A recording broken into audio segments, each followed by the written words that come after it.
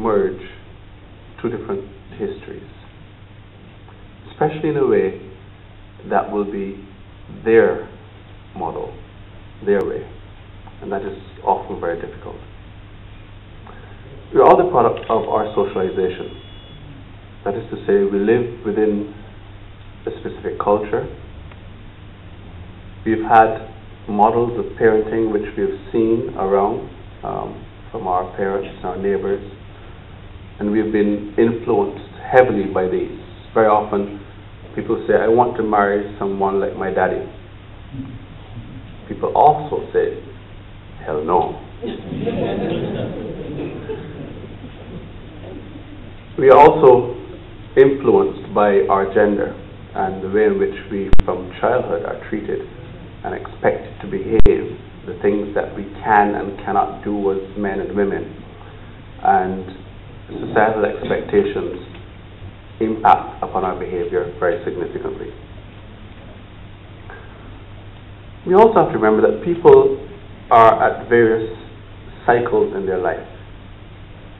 Who you are now at 20 should not be the same kind of person you are, and you should not exhibit the same kind of behaviors at 45 or 60.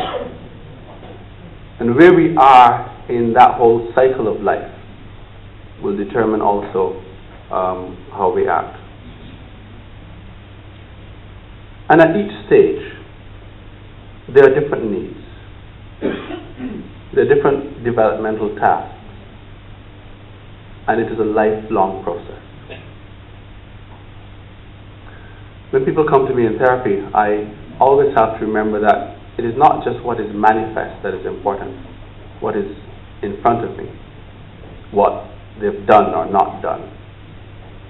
And I have to remind partners that sometimes our actions are not even in consciousness. There's something going on behind the scenes that is driving us. I say to my students that it's like the operating system of our computer. We are great at typing out what we need and we enter our commands, but behind the scene in the Windows environment, there's a lot of stuff going on that we don't know or don't understand. And the same thing happens with us as individuals.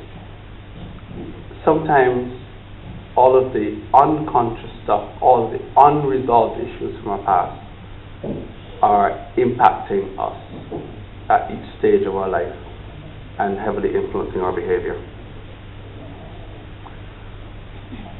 I keep saying to people who come into my office that I want to put up a sign, the side that they face, the wall that they face, and on that I'm going to put a passage from the New Testament which says, there is no fear in love, but perfect love casteth out fear.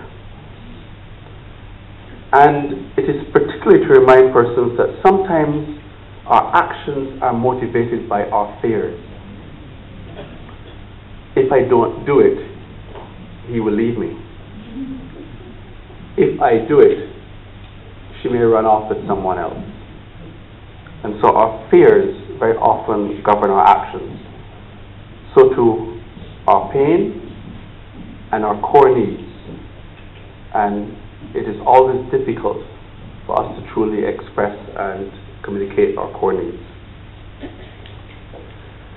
At least 85% of the couples that I see, at the core of whatever they're facing, if we could improve the quality and level of their communication, then we can get so much closer to resolution.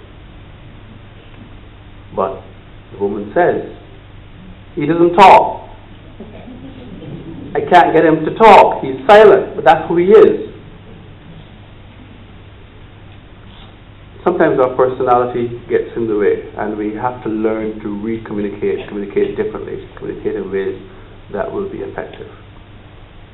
Communicate our core needs, what we really want behind the action. Communicate our feelings. Men are great at saying, the car just got struck. It's a statement of fact.